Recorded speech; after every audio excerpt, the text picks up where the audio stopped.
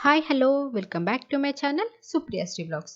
ఈరోజు ఒక నోరూరిపోయే రెసిపీతో మీ ముందుకు వచ్చాను. చూస్తేనే నోరూరుతుందంటే తింటే ఇంకెలా ఉంటుందో ఒక్కసారి ఆలోచించండి. మనం బయట తినకుండా ఇంట్లోనే హెల్తీగా ఇలా వ్రాప్స్ కానీ రోల్స్ కానీ లేదంటే ఫ్రాంకీ ఏదైనా అనొచ్చు. ఇది చేసుకొని తింటే చాలా హెల్తీ అండ్ టేస్టీగా ఉంటుంది. తిన్న వారైతే మళ్ళీ మళ్ళీ కావాలంటారు. లంచ్ బాక్స్లో కానీ ఈవినింగ్ టైం స్నాక్గా కానీ తినొచ్చు. ముందుగా ఒక గిన్నెలో హాట్ వాటర్‌ని తీసుకొని, అందులో ఒక 4, 5 ఎండుమిర్చి, ఒక 8-10 కాజులను వేసి నానబెట్టాలి. ఇప్పుడు మనం పన్నీర్ తీసుకొని, ఇది 200 గ్రామ్స్ పన్నీర్ అండి. ఇందులో ఒక 50 గ్రామ్స్ పన్నీర్ తీసేసి పక్కన పెట్టేసుకోవాలి. మిగిలిన పన్నీర్ అంతా మనం ఈ విధంగా చిన్న చిన్న ముక్కలుగా కట్ చేసేసుకోవాలి. మనం చాలా చిన్న ముక్కలుగా కట్ చేసేసుకుంటే, మనకు తినేటప్పుడు మనకు ప్రతి బైట్‌లోనూ మంచిగా పన్నీర్ అనేది పంటికి తగులుతూ ఉంటుంది. ఇప్పుడు ఈ విధంగా కట్ చేసుకున్న పన్నీర్‌నంతా కూడా ఒక బౌల్‌లో వేసేసి, అందులో తగినంత ఉప్పు, తగినంత కారం వేసేసుకోవాలి. నేనైతే హాఫ్ స్పూన్ ఉప్పు, 1 స్పూన్ కారం వేసేస్తున్నాను. తర్వాత కొంచెం అల్లం వెల్లుల్లి పేస్ట్ వేసేయాలి. ఆ తర్వాత ఒక పావు టీ స్పూన్ పసుపు, నెక్స్ట్ ఇందులోనే కొంచెం గరం మసాలా, ఒక పావు టీ స్పూన్ గరం మసాలా వేస్తే సరిపోతుంది. ఇప్పుడు ఒక పావు కప్పు వరకు పెరుగుని యాడ్ చేసి ఇదంతా కూడా పన్నీర్‌కి అన్నీ పట్టేలాగా కలిపేసుకోవాలి. చూడండి ఈ విధంగా ఉంటే మనకి సరిపోతుంది.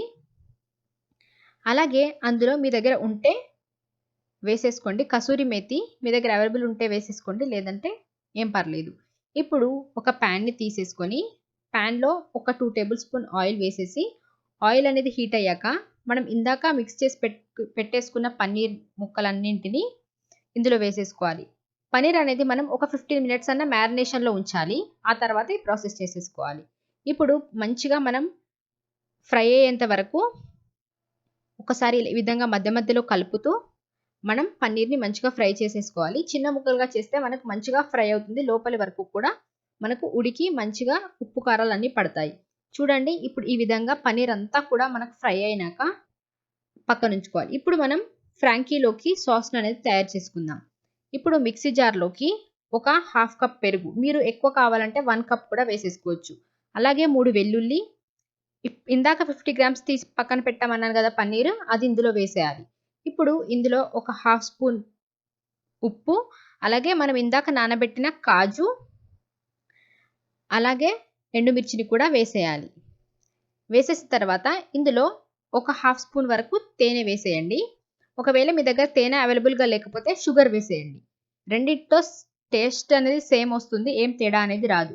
ఇప్పుడు వీటన్నిటిని మనం మంచిగా బ్లెండ్ చేసేసుకోవాలి. బ్లెండ్ చేసేసుకున్నాక మిక్స్చర్ అనేది ఈ విధంగా ఉంటుంది. మీరు మనకిక్కడ తక్కువయింది. హాఫ్ కప్ పెరుగు వేశాను కాబట్టి మీరు కావాలనుకుంటే 1 కప్ పెరుగు వేసినా మనకు టేస్ట్ అనేది సేమ్ ఉంటుంది. ఇప్పుడు ఇందులో ఒక హాఫ్ లెమన్‌ని స్క్వీజ్ చేసేసుకొని చిన్నగా చాప్ చేసుకున్న కొత్తిమీరను వేసేసుకొని కలిపేసుకోవాలి.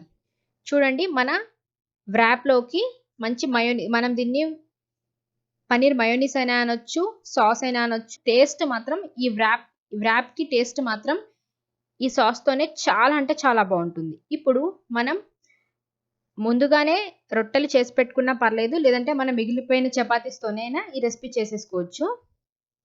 చపాతీని తీసేసుకొని, చపాతీకి మనం ఈ విధంగా మీకు ఎంత కావాలనుకుంటే అంత సాస్ అనేది అప్లై చేసేసుకోండి. ఈ సాసే మనకు సూపర్ టేస్ట్‌నిస్తుంది. బయట తినే కంటే చాలా బావుంటుంది. ఇప్పుడు ఇందులో మనం ఇందాక ఫ్రై చేసి పెట్టేసుకున్న పన్నీర్‌ని వేసేసుకొని, మీ దగ్గర ఏమేం వెజిటబుల్స్ ఉన్నా మీకు నచ్చిన వెజిటబుల్స్ ఏసేసుకోవచ్చు. నేనిక్కడ మాత్రం క్యారట్, ఆనియన్స్ మాత్రమే వేసేస్తున్నాను. నాకివే చాలా ఇష్టం కాబట్టి ఇవే వేస్తున్నాను. మీకు వేరే ఏం వెజిటబుల్స్ ఇష్టమైనా వేసేసుకోవచ్చు. కొందరికి కీరా ఇష్టం ఉంటుంది అలాగా. ఇప్పుడు ఇవన్నీ వేసేసుకొని మీది నుంచి మళ్ళీ కొంచెం సాస్ ఏసుకుంటున్నాను. ఇవన్నీ మనం ఇప్పుడు రౌండ్‌గా వ్రాప్ చేసేసుకోవాలి. ఈ విధంగా వ్రాప్ చేసేసి మనం దీన్ని ఇప్పుడు నేను కట్ చేసి చూపిస్తాను చూడండి. లోపల ఫిల్లింగ్ ఎంత బావుంటుందో. టేస్ట్ అయితే చాలా అంటే చాలా బావుంటుంది. మనం బయట తినే ఫ్రాంకీస్ వ్రాప్స్ కన్నా ఇది చాలా టేస్టీగా ఉంటుంది. ఒక్కసారి గనుక మీరు ఈ రెసిపీ ట్రై చేస్తే మళ్ళీ మళ్ళీ ఇదే చేసుకొని తింటారు. అంత టేస్టీగా ఉంటుంది. ఒక్కసారి తప్పకుండా ట్రై చేయండి.